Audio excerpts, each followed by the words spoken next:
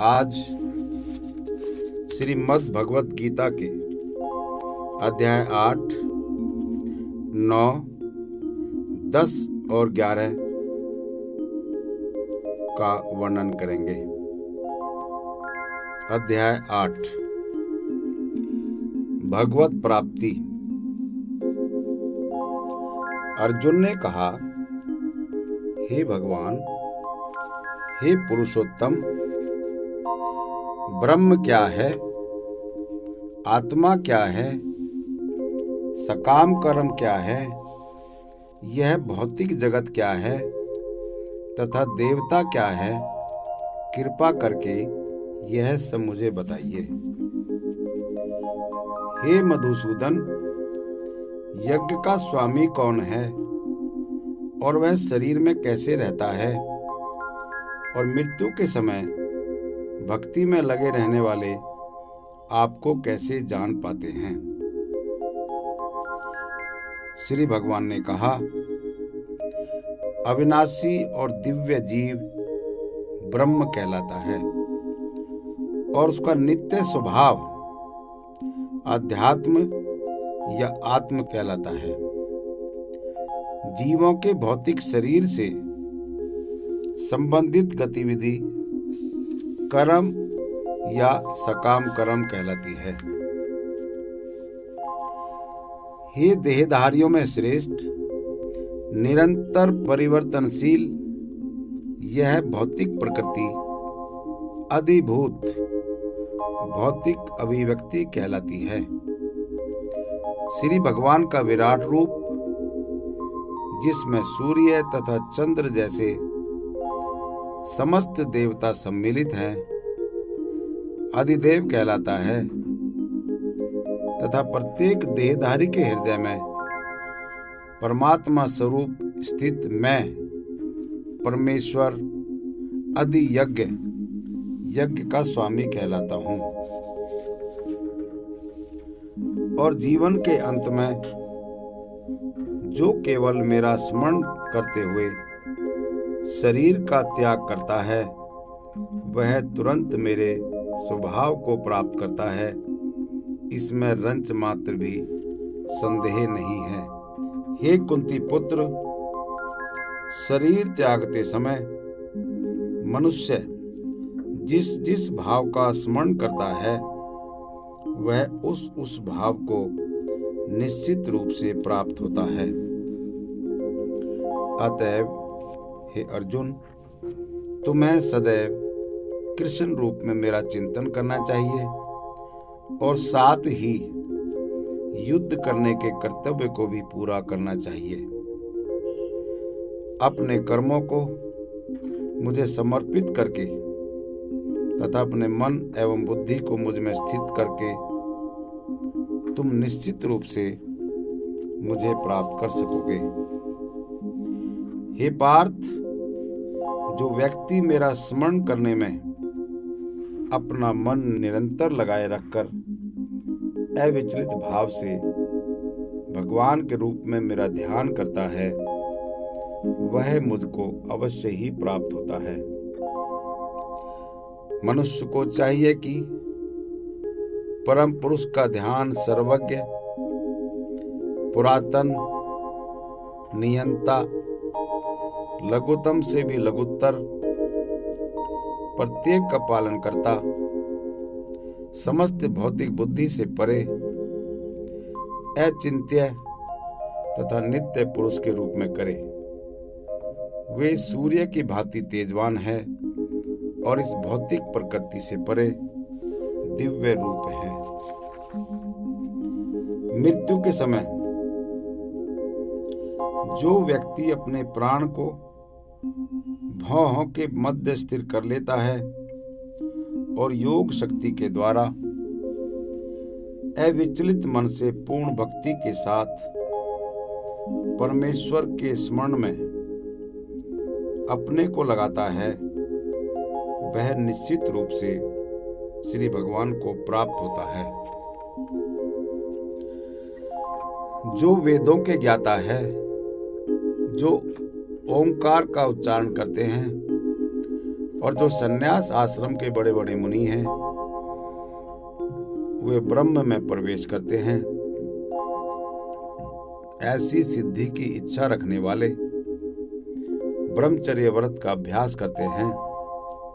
अब तो मैं वह विधि बताऊंगा जिससे कोई भी व्यक्ति मुक्ति लाभ कर सकता है। समस्त इंद्रिय क्रियाओं से विरक्ति को योग की स्थिति योग धारणा कहा जाता है। इंद्रियों के समस्त द्वारों को बंद करके तथा मन को हृदय में और प्राण वायु को सिर पर केंद्रित करके मनुष्य अपने को योग में स्थापित करता है।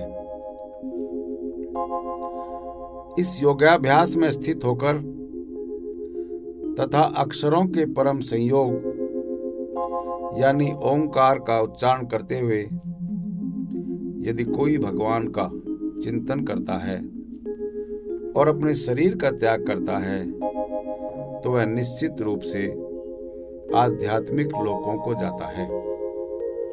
हे अर्जुन, जो अनन्य भाव से निरंतर मेरा स्मरण करता है उसके लिए मैं सुलभ हूँ, क्योंकि वह मेरी भक्ति में प्रवृत्त रहता है।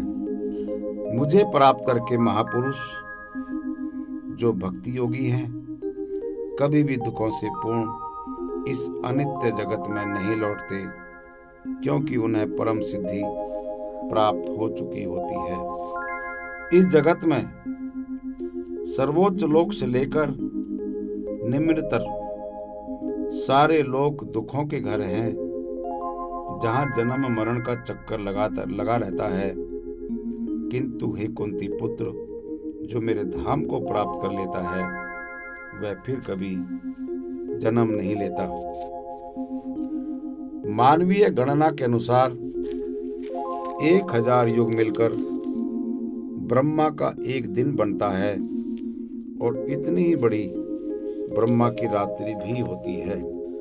ब्रह्मा के दिन के शुभारंभ में सारे जीव अव्यक्त अवस्था से व्यक्त होते हैं और फिर जब रात्रि आती है तो वे पुनः अव्यक्त में विलीन हो जाते हैं।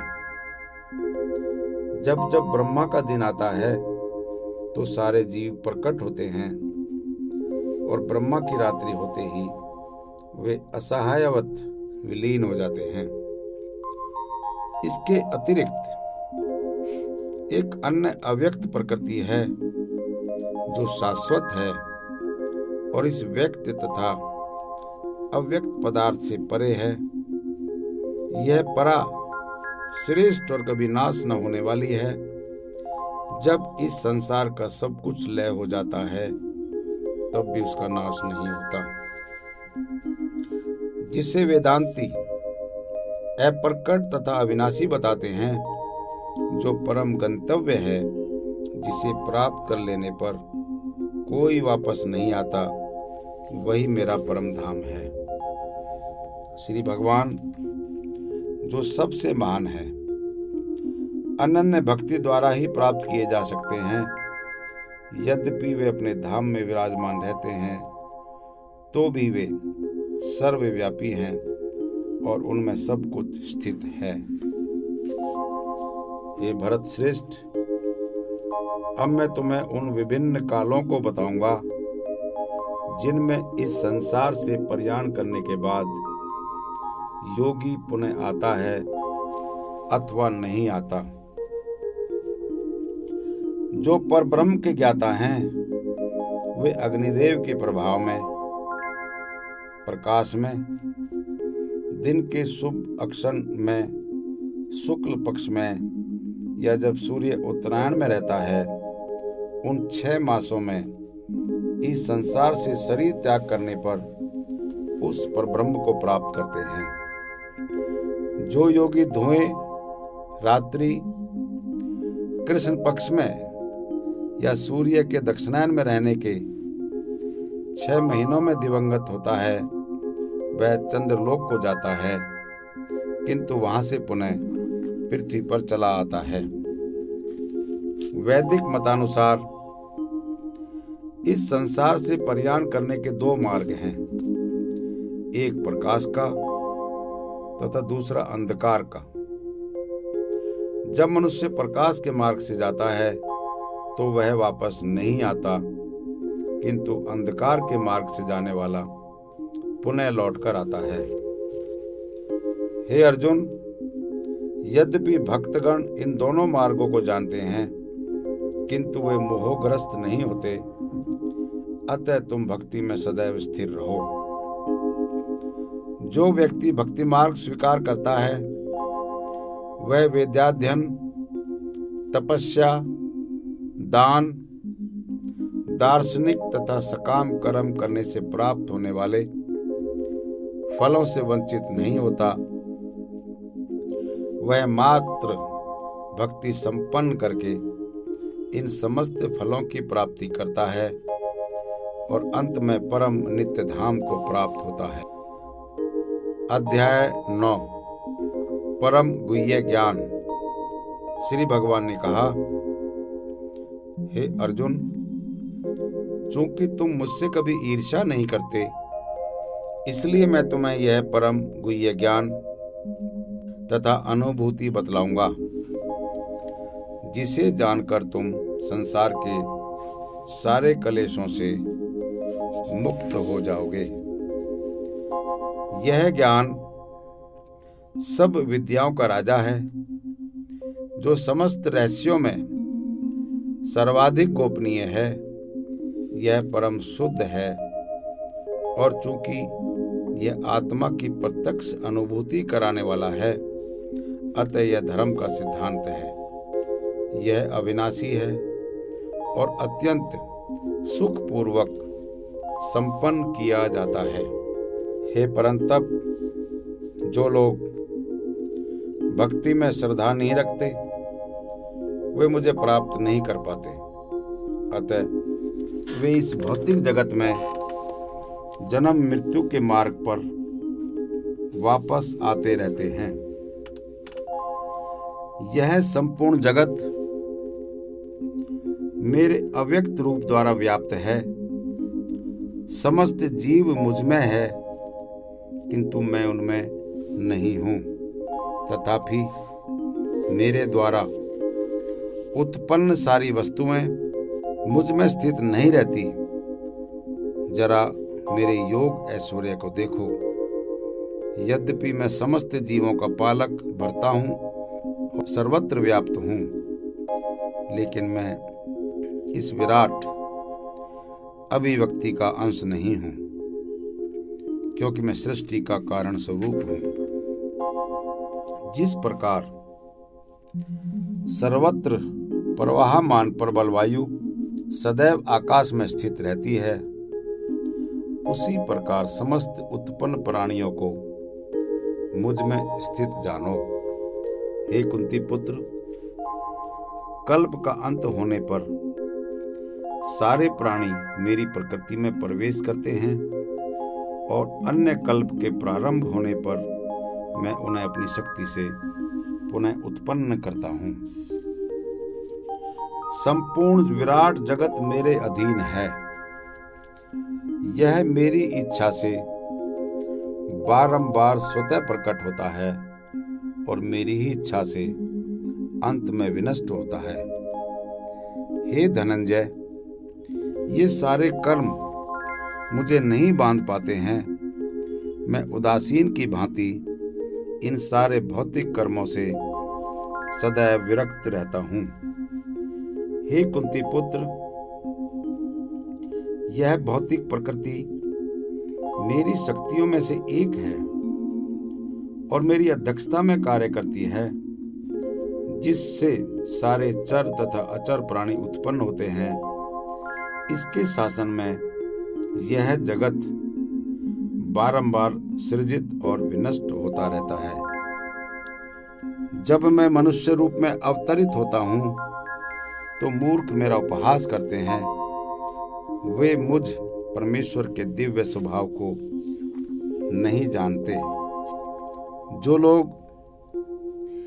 इस प्रकार मोहग्रस्त होते हैं वे आसुरी तथा नास्तिक विचारों के प्रति आकृष्ट रहते हैं। इस मोहग्रस्त अवस्था में उनकी मुक्ति आशा, उनके सकाम कर्म तथा ज्ञान का अनुशीलन सभी निष्फल हो जाते हैं। हे पार्थ, मोह मुक्त महात्मा जन दैवी प्रकृति के संरक्षण में रहते हैं। वे पूर्णतः भक्ति में निमग्न रहते हैं, क्योंकि वे मुझे आदि तथा विनाशी श्री भगवान के रूप में जानते हैं। हे महात्मा, मेरी महिमा का नित्य कीर्तन करते हुए, दृढ़ संकल्प के साथ प्रयास करते हुए, मुझे नमस्कार करते हुए भक्ति भाव से निरंतर मेरी पूजा करते हैं। अन्य लोग जो ज्ञान के अनुशीलन द्वारा यज्ञ में लगे रहते हैं, वे श्री भगवान की पूजा उनके अद्वय रूप में, विविध रूपों में तथा विश्व रूप में करते हैं। किंतु मैं ही कर्मकांड, मैं ही यज्ञ, पितरों को दिए जाने वाला तर्पण, औषधि, दिव्य ध्वनि, मंत्र, घी, अग्नि तथा आहुति हूँ। मैं इस ब्रह्मांड का पिता, माता, आश्रय तथा पितामह हूँ। मैं ज्ञेय, जानने योग्य, शुद्धिकर्ता तथा ओमकार हूँ। मैं ऋग्वेद, सामवेद तथा यजुर्वेद भी हूँ। मैं ही लक्ष्य, मैं ही पालन करता, स्वामी, साक्षी, धाम, शरणस्थली तथा अत्यंत प्रिय मित्र हूँ। मैं सृष्टि तथा प्रलय, सबका आधार, आश्रय तथा अविनाशी बीज भी हूँ। हे अर्जुन, मैं ही ताप प्रदान करता हूँ और वर्षा को रोकता तथा लाता हूँ। मैं अमरत्व हूँ और साक्षात मृत्यु भी हूँ। आत्मा तथा पदार्थ, सत्य तथा असत्य दोनों मुझ में ही है। जो वेदों का अध्ययन करते समय सोमरस का पान करते हैं, वे स्वर्ग प्राप्ति की अन्वेषणा करते हुए अप्रत्यक्ष रूप से मेरी ही पूजा करते हैं। वे पाप कर्मों से शुद्ध होकर इंद्र के पवित्र स्वर्गिक धाम में जन्म लेते हैं, जहां वे देवताओं का सा आनंद भोगते हैं। इस प्रकार जब वे उपासक विस्तृत स्वर्गिक इंद्रिय सुख को भोग लेते हैं और उनके पुण्य कर्मों के फल क्षीण हो जाते हैं, तो वे इस मृत्यु लोक में पुनः लौट आते हैं। इस प्रकार जो तीनों वेदों के सिद्धांतों में दृढ़ रहकर इंद्रिय सुख की गवेषणा करते हैं, उन्हें जन्म मृत्यु का चक्कर ही मिल पाता है। किंतु जो लोग अनन्य भाव से मेरे दिव्य स्वरूप का ध्यान करते हुए निरंतर मेरी पूजा करते हैं, उनकी जो आवश्यकताएं होती हैं उन्हें मैं पूरा करता हूँ और जो कुछ उनके पास है उनकी रक्षा करता हूँ। हे कुंती पुत्र, जो लोग अन्य देवताओं के भक्त हैं और उनकी श्रद्धा पूर्वक पूजा करते हैं, वास्तव में वे भी मेरी ही पूजा करते हैं, किंतु वे यह त्रुटिपूर्ण ढंग से करते हैं। मैं ही समस्त यज्ञों का एकमात्र भोक्ता तथा स्वामी हूँ। अतः जो लोग मेरे वास्तविक दिव्य स्वभाव को नहीं पहचान पाते, वे नीचे गिर जाते हैं।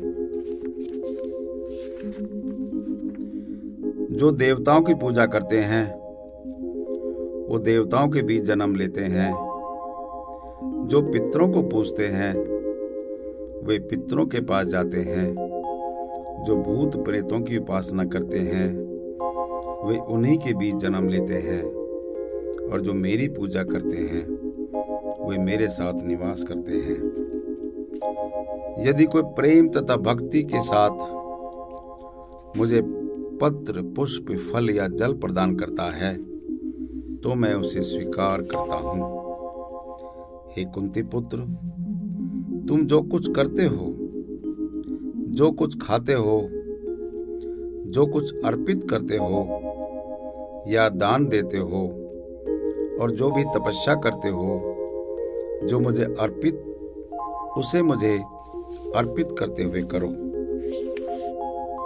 इस तरह तुम कर्म के बंधन तथा इसके शुभ अशुभ फलों से मुक्त हो सकोगे। तुम इस संन्यास योग में अपने चित्त को स्थिर करके तुम मुक्त होकर मेरे पास आ सकोगे। मैं ना तो किसी से द्वेष करता हूँ, ना ही किसी के साथ पक्षपात करता हूँ। मैं सबों के लिए समभाव हूँ, किंतु जो भी भक्ति पूर्वक मेरी सेवा करता है वह मेरा मित्र है, मुझ में स्थित रहता है और मैं भी उसका मित्र हूँ। यदि कोई जघन्य से जघन्य कर्म करता है, किंतु यदि वह भक्ति में रत रहता है तो उसे साधु मानना चाहिए, क्योंकि वह अपने संकल्प में अडिग रहता है। वह तुरंत धर्मात्मा बन जाता है और स्थायी शांति को प्राप्त होता है। हे कुंती पुत्र, निडर होकर घोषणा कर दो कि मेरे भक्त का कभी विनाश नहीं होता है। हे पार्थ, जो लोग मेरी शरण ग्रहण करते हैं वे भले ही निम्न जन्म स्त्री, वैश्य, व्यापारी तथा शूद्र, श्रमिक क्यों ना हो, वे परम धाम को प्राप्त करते हैं। फिर धर्मात्मा ब्राह्मणों, भक्तों तथा राज ऋषियों के लिए तो कहना ही क्या। अतः इस क्षणिक दुख में संसार में आ जाने पर मेरी प्रेम भक्ति में अपने आप को लगाओ। अपने मन को मेरे नित्य चिंतन में लगाओ, मेरे भक्त बनो, मुझे नमस्कार करो और मेरी ही पूजा करो। इस प्रकार मुझ में पूर्णतया तल्लीन होने पर तुम निश्चित रूप से मुझको प्राप्त होंगे। अध्याय 10 श्री भगवान का ऐश्वर्य। श्री भगवान ने कहा, हे महाबाहु अर्जुन, और आगे सुनो। चूंकि तुम मेरे प्रिय सखा हो, अतः मैं तुम्हारे लाभ के लिए ऐसा ज्ञान प्रदान करूंगा जो अभी तक मेरे द्वारा बताए गए ज्ञान से श्रेष्ठ होगा। ना तो देवतागण मेरी उत्पत्ति या ऐश्वर्य को जानते हैं और ना ही महर्षि गण जानते हैं, क्योंकि मैं सभी प्रकार से देवताओं और महर्षियों का भी कारण स्वरूप उद्गम हूं। जो मुझे अजन्मा, अनादि समस्त लोकों के स्वामी के रूप में जानता है, मनुष्य में केवल वही मोह रहित और समस्त पापों से मुक्त होता है। बुद्धि, ज्ञान, संशय तथा मोह से मुक्ति, क्षमा भाव, सत्यता, इंद्रिय निग्रह, मन निग्रह, सुख तथा दुख, जन्म, मृत्यु, भय, अभय, अहिंसा, समता, तुष्टि, तप, दान, यश तथा अपयश, जीवों के ये विविध गुण मेरे ही द्वारा उत्पन्न हैं। सप्तऋषिगण तथा उनसे भी पूर्व 4 अन्य महर्षि एवं सारे मनु, मानव जाति के पूर्वज, सब मेरे मन से उत्पन्न हैं और विभिन्न लोकों में निवास करने वाले सारे जीव उनसे अवतरित होते हैं। जो मेरी ऐश्वर्य तथा योग से पूर्णतया आश्वस्त है, वह मेरी अनन्य भक्ति में तत्पर होता है, इसमें तनिक भी संदेह नहीं है। मैं समस्त आध्यात्मिक तथा भौतिक जगतों का कारण हूँ। प्रत्येक वस्तु मुझ ही से उद्भूत है। जो बुद्धिमान यह भली भांति जानते हैं, वे मेरी प्रेमा भक्ति में लगते हैं तथा हृदय से पूरी तरह मेरी पूजा में तत्पर होते हैं। मेरे शुद्ध भक्तों के विचार मुझ में निवास करते हैं। उनके जीवन मेरी सेवा में अर्पित रहते हैं और वे एक दूसरे को ज्ञान प्रदान करते तथा मेरे विषय में बातें करते हुए परम संतोष तथा आनंद का अनुभव करते हैं। जो प्रेम पूर्वक मेरी सेवा करने में निरंतर लगे रहते हैं, उन्हें मैं ज्ञान प्रदान करता हूँ, जिसके द्वारा वे मुझ तक आ सकते हैं। मैं उन पर विशेष कृपा करने के हेतु उनके हृदय में वास करते हुए ज्ञान के प्रकाशमान दीपक के द्वारा अज्ञान जन्य अंधकार को दूर करता हूँ। अर्जुन ने कहा, आप परम भगवान, परम धाम, परम पवित्र, परम सत्य है। आप नित्य, दिव्य, आदि पुरुष, अजन्मा तथा महानतम है। नारद, असित, देवल तथा व्यास जैसे ऋषि आपके सत्य की पुष्टि करते हैं और अब आप स्वयं भी मुझसे प्रकट कह रहे हैं। हे श्री कृष्ण, आपने मुझसे जो कुछ कहा है उसे मैं पूर्णतया सत्य मानता हूँ।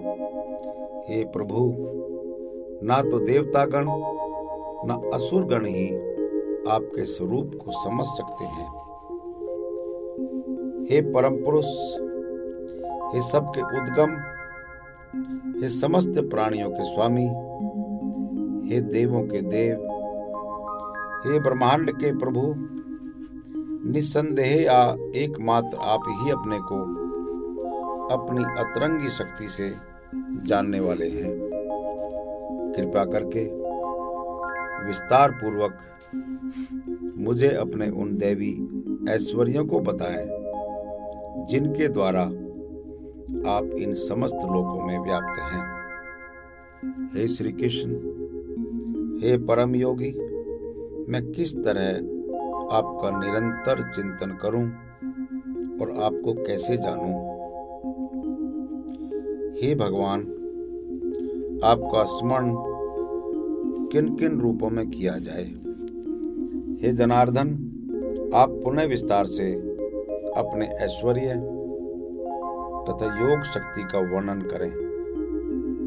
मैं आपके विषय में सुनकर कभी तृप्त नहीं होता हूँ, क्योंकि जितना ही आपके विषय में सुनता हूँ, उतना ही आपके शब्द अमृत को चखना चाहता हूँ। श्री भगवान ने कहा, हाँ, अब मैं तुमसे अपने मुख्य वैभव युक्त रूपों का वर्णन करूंगा, क्योंकि हे अर्जुन, मेरा ऐश्वर्य असीम है। हे अर्जुन, मैं समस्त जीवों के हृदयों में स्थित परमात्मा हूँ। मैं ही समस्त जीवों का आदि, मध्य तथा अंत हूँ। मैं आदित्यों में विष्णु, प्रकाशों में तेजस्वी सूर्य, मरुतों में मरीचि तथा नक्षत्रों में चंद्रमा हूँ। मैं वेदों में सामवेद हूँ, देवों में स्वर्ग का राजा इंद्र हूँ, इंद्रियों में मैं मन हूँ तथा समस्त जीवों में जीवनी शक्ति चेतना हूँ। मैं समस्त रुद्रों में शिव हूँ, यक्षों और राक्षसों में संपत्ति का देवता कुबेर हूँ, वसुओं में अग्नि हूँ और समस्त पर्वतों में मैं मेरु हूँ। हे अर्जुन, मुझे समस्त पुरोहितों में मुख्य पुरोहित बृहस्पति जानो। मैं ही समस्त सेना नायकों में कार्तिकेय हूँ और समस्त जलाशयों में मैं समुद्र हूँ। मैं महर्षियों में भृगु हूँ, वाणी में दिव्य ओमकार हूँ, समस्त यज्ञों में पवित्र नाम का कीर्तन जप तथा समस्त अचलों में मैं हिमालय हूँ। मैं समस्त वृक्षों में अश्वत्थ वृक्ष हूँ और देव ऋषियों में मैं नारद हूँ। मैं गंधर्वों में चित्ररथ हूँ और सिद्ध पुरुषों में भगवान श्री कपिल हूँ। घोड़ों में मुझे उच्च सर्वा जानो, जो अमृत के लिए समुद्र मंथन के समय उत्पन्न हुआ था। गजराजों में मैं ऐरावत हूँ तथा मनुष्यों में मैं राजा हूँ। मैं हथियारों में वज्र हूँ, गायों में सुरभि, संतति उत्पत्ति के कारणों में मैं प्रेम का देवता कामदेव तथा सर्पों में वासुकी हूँ। अनेक फणों वाले नागों में मैं अनंत हूँ और जलचरों में वरुण देव हूँ। मैं पितरों में अर्यमा हूँ तथा नियमों के निर्वाहकों में मैं मृत्युराज यम हूँ। दैत्यों में मैं भक्तराज प्रहलाद हूँ, दमन करने वालों में मैं काल हूँ। पशुओं में मैं सिंह हूँ तथा पक्षियों में मैं गरुड़ हूँ। समस्त पवित्र करने वालों में मैं वायु हूँ, शस्त्रधारियों में राम, मछलियों में मगर तथा नदियों में मैं गंगा हूँ। हे अर्जुन, मैं समस्त सृष्टियों का आदि मध्य और अंत हूँ। मैं समस्त विद्याओं में आध्यात्म विद्या हूँ और तर्क शास्त्रियों में मैं निर्णायक सत्य हूँ। अक्षरों में मैं अकार हूँ और समासों में द्वंद्व समास हूँ। मैं शाश्वत काल भी हूँ और सृष्टाओं में मैं ब्रह्मा हूँ। मैं सर्वभक्षी मृत्यु हूँ और मैं ही आगे होने वालों को उत्पन्न करने वाला हूँ। स्त्रियों में मैं कीर्ति, श्री, वाक, स्मृति, मेधा, धृति तथा क्षमा हूँ। सामवेद के गीतों में भरत साम हूँ और छंदों में मैं गायत्री हूँ। समस्त महीनों में मैं मार्गशीर्ष अघन तथा समस्त ऋतुओं में फूल खिलाने वाली वसंत ऋतु हूँ। मैं छलियों में जुआ हूँ और तेजस्वियों में तेज हूँ। मैं विजय हूँ, साहस हूँ और बलवानों का बल हूँ। मैं वृष्णि वंशियों में वासुदेव और पांडवों में मैं अर्जुन हूँ। मैं समस्त मुनियों में व्यास तथा महान विचारकों में उष्णा हूँ। अराजकता का दमन करने वाले समस्त साधनों में से मैं दंड हूँ और जो विजय के आकांक्षी हैं उनकी मैं नीति हूँ। रहस्यों में मैं मौन हूँ और बुद्धिमानों में मैं ज्ञान हूँ। यही नहीं, हे अर्जुन, मैं समस्त सृष्टि का जनक बीज हूँ। ऐसा चर तथा अचर कोई भी प्राणी नहीं है जो मेरे बिना रह सके। हे परंतप, मेरी दैवी विधियों का अंत नहीं है। मैंने तुमसे जो कुछ कहा यह तो मेरी अनंत विभूतियों का संकेत मात्र है।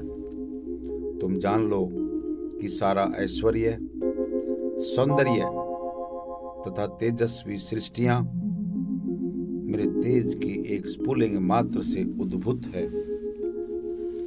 किंतु हे अर्जुन, इस सारे विशद ज्ञान की आवश्यकता क्या है? मैं तो अपने एक अंश मात्र से संपूर्ण ब्रह्मांड में व्याप्त होकर इसको धारण करता हूं। अध्याय 11 है विराट रूप। अर्जुन ने कहा, आपने जिन अत्यंत गुह्य आध्यात्मिक विषयों का मुझे उपदेश दिया है उसे सुनकर अब मेरा मोह दूर हो गया। हे कमल नयन, मैंने आपसे प्रत्येक जीव की उत्पत्ति तथा लय के विषय में विस्तार से सुना और आपकी अक्षय महिमा का अनुभव किया है। हे पुरुषोत्तम, हे परमेश्वर, यद्यपि आपको मैं अपने समक्ष आपके द्वारा वर्णित आपके वास्तविक रूप में देख रहा हूं, किंतु मैं यह देखने का इच्छुक हूं कि आप इस दृश्य जगत में किस प्रकार प्रविष्ट हुए हैं। मैं आपके उसी रूप का दर्शन करना चाहता हूं। हे प्रभु, हे योगेश्वर, यदि आप सोचते हैं कि मैं आपके विश्व रूप को देखने में समर्थ हो सकता हूं, तो कृपा करके मुझे अपना असीम विश्व रूप दिखलाइए। श्री भगवान ने कहा, हे अर्जुन, हे पार्थ, अब तुम मेरे ऐश्वर्य को सैकड़ों हजारों प्रकार के दैवीय तथा विविध रंगों वाले रूपों को देखो। हे भारत, लो, तुम आदित्यों, वसुओं, रुद्रों, अश्विनी कुमारों तथा अन्य देवताओं के विभिन्न रूपों को यहाँ देखो। तुम ऐसे अनेक आश्चर्यमय रूपों को देखो जिन्हें पहले किसी ने ना तो कभी देखा है ना सुना है। हे अर्जुन, तुम जो भी देखना चाहो उसे तत्क्षण मेरे इस शरीर में देखो। तुम इस समय तथा भविष्य में भी जो भी देखना चाहते हो उसको यह विश्व रूप दिखाने वाला है। यहाँ एक ही स्थान पर चर अचर सब कुछ है, किंतु तुम मुझे अपनी इन आंखों से नहीं देख सकते। अतः मैं तुम्हें दिव्य आंखें दे रहा हूं। अब मेरे योग ऐश्वर्य को देखो। संजय ने कहा, हे राजा, इस प्रकार कहकर महायोगेश्वर श्री भगवान ने अर्जुन को अपना विश्व रूप दिखलाया। अर्जुन ने उस विश्व रूप में असंख्य मुख, असंख्य नेत्र तथा असंख्य आश्चर्य में दृश्य देखे। यह रूप अनेक दैवीय आभूषणों से अलंकृत था और अनेक दैवीय हथियार उठाए हुए था। यह दैवीय मालाएं तथा वस्त्र धारण किए था और उस पर अनेक दिव्य सुगंधियां लगी थी। सब कुछ आश्चर्य में, तेज में, असीम तथा सर्वत्र व्याप्त था। यदि आकाश में हजारों सूर्य एक साथ उदय हों तो उनका प्रकाश शायद परम पुरुष के इस विश्वरूप के तेज की समता कर सके। उस समय अर्जुन श्री भगवान के विश्वरूप में एक ही स्थान पर स्थित हजारों भागों में विभक्त ब्रह्मांड के अनंत अंशों को देख सका। तब मोहग्रस्त एवं आश्चर्यचकित रोमांचित हुए अर्जुन ने प्रणाम करने के लिए मस्तक झुकाया और वह हाथ जोड़कर श्री भगवान से प्रार्थना करने लगा। अर्जुन ने कहा, हे भगवान श्री कृष्ण, मैं आपके शरीर में सारे देवताओं तथा अन्य विविध जीवों को एकत्र देख रहा हूं। मैं कमल पर आसीन ब्रह्मा, शिवजी तथा समस्त ऋषियों एवं दिव्य सर्पों को देख रहा हूं। हे विश्वेश्वर, हे विश्वरूप, मैं आपके शरीर में अनेक हाथ, पेट, मुंह तथा आंखें देख रहा हूं, जो सर्वत्र फैले हैं और जिनका अंत नहीं है। आप में न अंत दिखता है, न मध्य है और न आदि। आपके रूप को उसके चकाचौंध तेज के कारण देख पाना कठिन है, क्योंकि वह प्रज्वलित अग्नि की भांति अथवा सूर्य के अपार प्रकाश की भांति चारों ओर फैल रहा है, तो भी मैं इस तेजोमय रूप को सर्वत्र देख रहा हूँ, जो अनेक मुकुटों, गदाओं तथा चक्रों से विभूषित है। आप परम आद्यज्ञेय वस्तु हैं। आप इस ब्रह्मांड के परम आधार आश्रय हैं। आप अव्यय तथा पुराण पुरुष हैं। आप सनातन धर्म के पालक श्री भगवान हैं। यही मेरा मत है। आप आदि मध्य तथा अंत से रहित है। आपका यश अनंत है। आपकी असंख्य भुजाएं हैं और सूर्य तथा चंद्रमा आपकी आंखें हैं। मैं आपके मुख से प्रज्वलित अग्नि निकलते और आपके तेज से संपूर्ण ब्रह्मांड को जलते हुए देख रहा हूं। यद्यपि आप एक हैं, किंतु आप आकाश तथा सारे लोकों एवं उनके बीच के समस्त स्थान में व्याप्त हैं। हे महापुरुष, आपके इस अद्भुत तथा भयानक रूप को देखकर सारे लोग भयभीत हैं। देवों का सारा समूह आपकी शरण ले रहा है और आप में प्रवेश कर रहा है। उनमें से कुछ अत्यंत भयभीत होकर हाथ जोड़े आपकी प्रार्थना कर रहे हैं। महर्षियों तथा सिद्धों के समूह कल्याण हो कहकर वैदिक स्तोत्रों का पाठ करते हुए आपकी स्तुति कर रहे हैं। शिव के विविध रूप, आदित्यगण, वसु, साध्य, विश्वदेव, दोनों अश्विनी कुमार, मरुदगण, पितृगण, गंधर्व, यक्ष, असुर तथा सिद्ध देव सभी आपको आश्चर्यपूर्वक देख रहे हैं। हे महाबाहु, आपके इस अनेक मुख, नेत्र, बाहु, जंघा, पांव, पेट तथा भयानक दांतों वाले विराट रूप को देखकर देवता गणों सहित सभी लोग अत्यंत विचलित हैं और उन्हीं की तरह मैं भी हूं। हे सर्वव्यापी विष्णु, नाना ज्योतिर्मय रंगों से युक्त आपको आकाश का स्पर्श करते, मुख फैलाए तथा बड़ी बड़ी चमकती आंखें निकाले देखकर भय से मेरा मन विचलित है। मैं ना तो धैर्य धारण कर पा रहा हूं, न मानसिक संतुलन ही पा रहा हूं। हे देवेश, हे जगन्निवास, आप मुझ पर प्रसन्न हो। मैं इस प्रकार से आपके प्रलयाग्नि स्वरूप मुखों को तथा विकराल दांतों को देखकर अपना संतुलन नहीं रख पा रहा। मैं सब ओर से मोहग्रस्त हो रहा हूं। धृतराष्ट्र के सारे पुत्र अपने समस्त सहायक राजाओं सहित तथा भीष्म, द्रोण, कर्ण एवं हमारे प्रमुख योद्धा भी आपके विकराल मुख में प्रवेश कर रहे हैं। उनमें से कुछ के सिरों को तो मैं आपके दांतों के बीच चूर्णित हुआ देख रहा हूं।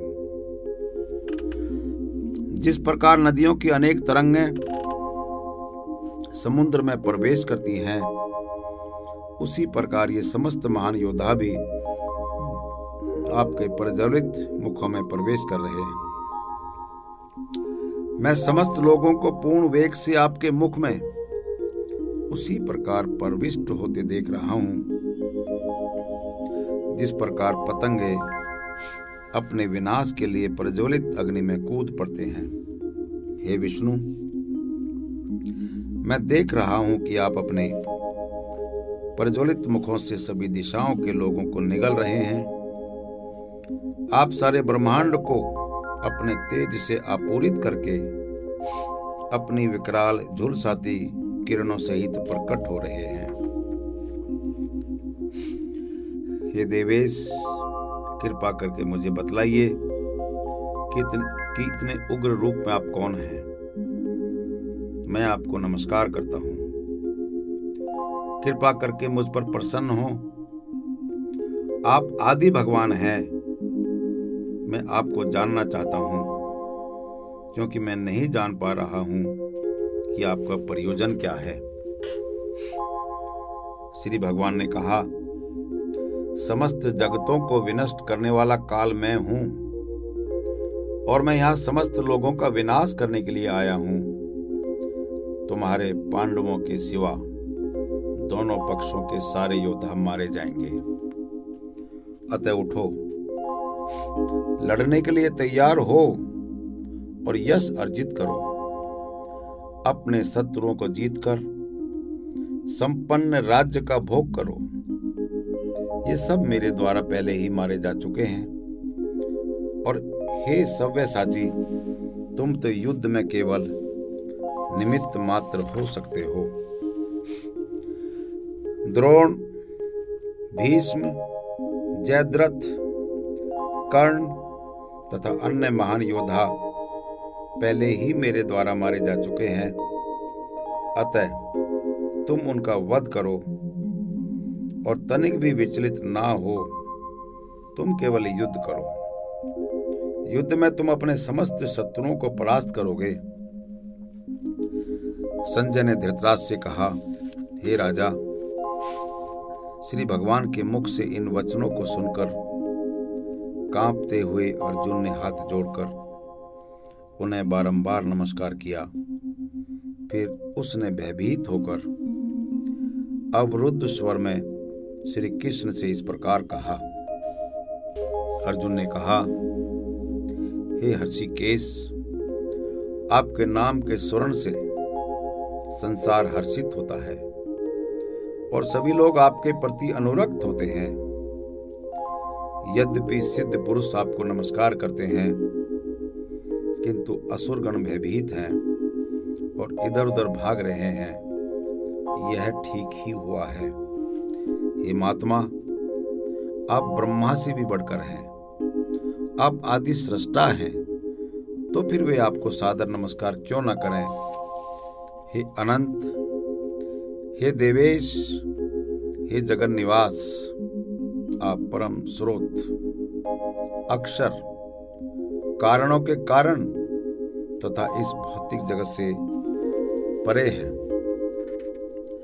आप आदिदेव, सनातन पुरुष तथा इस दृश्य जगत के परम आश्रय हैं। आप सब कुछ जानने वाले हैं और आप ही वह सब कुछ है जो जानने योग्य है। आप भौतिक गुणों से परे परम आश्रय है। हे अनंत रूप, यह संपूर्ण दृश्य जगत आपसे व्याप्त है। आप वायु हैं तथा परम नियंता भी हैं। आप अग्नि है, जल है तथा चंद्रमा है। आप आदि जीव ब्रह्मा है और आप पर पितामह है। अतः आपको 1000 बार नमस्कार है और पुनः पुनः नमस्कार है। आपको आगे, पीछे तथा चारों ओर से नमस्कार है। हे असीम शक्ति, आप अनंत पराक्रम के स्वामी हैं। आप सर्वव्यापी हैं, अतः आप सब कुछ हैं। आपको अपना मित्र मानते हुए मैंने हठपूर्वक आपको हे कृष्ण, हे यादव, हे सखा जैसे संबोधनों से पुकारा है, क्योंकि मैं आपकी महिमा को नहीं जानता था। मैंने मूर्खतावश या प्रेमवश जो कुछ भी किया है, कृपया उसके लिए मुझे क्षमा कर दें। यही नहीं, मैंने कई बार आराम करते समय, एक साथ लेटे हुए या साथ साथ खाते या बैठे हुए, कभी अकेले तो कभी अनेक मित्रों के समक्ष आपका अनादर किया है। हे अच्युत, मेरे इन समस्त अपराधों को क्षमा करें। आप इस चर तथा अचर संपूर्ण दृश्य जगत के जनक हैं। आप परम पूज्य महान आध्यात्मिक गुरु हैं। ना तो कोई आपके तुल्य है, ना ही कोई आपके समान हो सकता है। हे अतुल शक्ति वाले प्रभु, भला तीनों लोकों में आपसे बढ़कर कोई कैसे हो सकता है। आप प्रत्येक जीव द्वारा पूजनीय श्री भगवान हैं। अतः मैं गिरकर सादर प्रणाम करता हूँ और आपकी कृपा की याचना करता हूँ। जिस प्रकार पिता अपने पुत्र की ठिठाई सहन करता है या मित्र अपने मित्र की घृष्टता सह लेता है या प्रिय अपने प्रिया का अपराध सहन कर लेता है, उसी प्रकार आप कृपा करके मेरी त्रुटियों को सहन कर लें। पहले कभी ना देखे गए आपके इस विराट रूप का दर्शन करके मैं पुलकित हो रहा हूँ, किंतु साथ ही मेरा मन भयभीत हो रहा है। अतः आप मुझ पर कृपा करें और हे देवेश, हे जगन निवास, अपना पुरुषोत्तम भगवत स्वरूप पुनः दिखाएं। हे विराट रूप, हे सहस्रभुज श्री भगवान, मैं आपके मुकुटधारी चतुर्भुज रूप का दर्शन करना चाहता हूँ, जिसमें आप अपने चारों हाथों में शंख चक्र गदा तथा पद्म धारण किए हुए हों। मैं उसी रूप को देखने की इच्छा करता हूँ। श्री भगवान ने कहा, हे अर्जुन, मैंने प्रसन्न होकर अपनी अतरंगी शक्ति के बल पर तुम्हें इस संसार में अपने इस परम विश्व रूप का दर्शन कराया है। इसके पूर्व अन्य किसी ने इस असीम तथा तेजो में आदि रूप को कभी नहीं देखा था। हे कुरुश्रेष्ठ, तुमसे पूर्व मेरे इस विश्व रूप को किसी ने नहीं देखा, क्योंकि मैं ना तो वेदाध्ययन के द्वारा, न यज्ञ दान पुण्य या कठिन तपस्या के द्वारा इस रूप में इस संसार में देखा जा सकता हूँ। तुम मेरे इस भयानक रूप को देखकर अत्यंत विचलित एवं मोहित हो गए हो। अब इसे समाप्त करता हूँ। हे मेरे भक्त, तुम समस्त चिंताओं से पुनः मुक्त हो जाओ। तुम शांत चित्त से अपना इच्छित रूप देख सकते हो। संजय ने धृतराष्ट्र से कहा। अर्जुन से इस प्रकार कहने के बाद भगवान श्री कृष्ण ने अपना असली चतुर्भुज रूप प्रकट किया और अंत में 2 भुजाओं वाला अपना रूप प्रदर्शित करके भयभीत अर्जुन को धैर्य बंधाया। जब अर्जुन ने श्री कृष्ण को उनके आदि रूप में देखा तो कहा, हे जनार्दन, आपके इस अति सुंदर मानवीय रूप को देखकर मैं अब स्थिर चित्त हूँ और मैंने अपनी प्राकृत अवस्था प्राप्त कर ली है। श्री भगवान ने कहा, हे अर्जुन, तुम मेरे जिस रूप को इस समय देख रहे हो उसे देख पाना अत्यंत दुष्कर है। यहाँ तक कि देवता भी इस अत्यंत प्रिय रूप को देखने की ताक में रहते हैं। तुम अपने दिव्य नेत्रों से जिस रूप का दर्शन कर रहे हो उसे ना तो वेदाध्ययन से, न कठिन तपस्या से, न दान से, न पूजा से ही जाना जा सकता है। कोई इन साधनों के द्वारा मुझे मेरे रूप में नहीं देख सकता। हे अर्जुन, केवल अनन्य भक्ति द्वारा मुझे उस रूप में समझा जा सकता है जिस रूप में मैं तुम्हारे समक्ष खड़ा हूँ, और इसी प्रकार मेरा साक्षात दर्शन भी किया जा सकता है। केवल इसी विधि से तुम मेरे ज्ञान के रहस्य को पा सकते हो। हे अर्जुन, जो व्यक्ति सकाम कर्मों तथा मनोधर्म के कलमश से मुक्त होकर मेरी शुद्ध भक्ति में तत्पर रहता है, जो मेरे लिए ही कर्म करता है, जो मुझे ही जीवन लक्ष्य समझता है और जो प्रत्येक जीव से मैत्री भाव रखता है, वह निश्चय ही मुझे प्राप्त करता है। हरे कृष्ण हरे कृष्ण हरे कृष्ण। श्रीमद् भगवद गीता के अध्याय 8, 9, 10 और 11 की यहीं पर समाप्ति होती है।